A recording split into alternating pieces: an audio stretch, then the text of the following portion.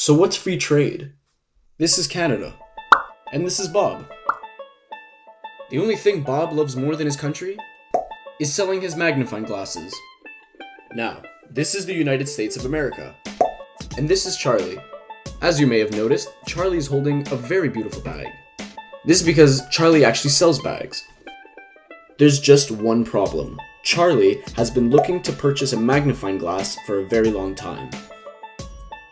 What's so crazy is Bob is actually looking for a bag. Being a neighboring country, you would think it would be a perfect idea to simply trade with each other, right? Wrong. This is the law, and the law states that anything that crosses the border must pay taxes and duties. Now this might help out the government a little bit, but it's not helping out my buddies Charlie and Bob. So now Charlie and Bob are sad because, well, they want to help each other out, but they know they can't without losing some money. So, what now? What do we do? Free trade. A free trade agreement is when two countries or more agree to remove taxes and duties on all imports and exports. Meaning Bob can finally get that bag without having to pay any extra money, and vice versa. So, is free trade really that beneficial? According to thebalance.com, free trade actually increases economic growth, it lowers government spending, and creates a more dynamic business climate. With the help of free trade, companies can now be more competitive in the global market. The US International Trade Commission actually estimates that free trade could increase US economic growth by 0.1 to 0.5% every year. That's really good. I actually interviewed my cousin Chris, who got the chance to live in Detroit and work for Global Affairs Canada.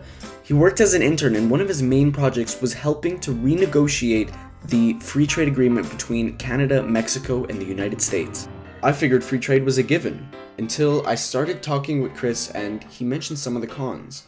You know, there's an expression in economics that says, rising tides raise all ships. The idea is that if some people get richer, we all get richer, right?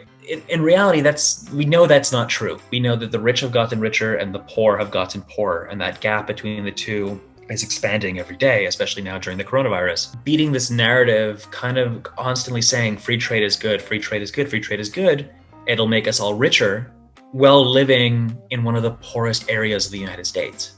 There were houses that were abandoned. There were streets that you couldn't go down. There was places where you were not supposed to drive with your doors unlocked or stop at stop signs.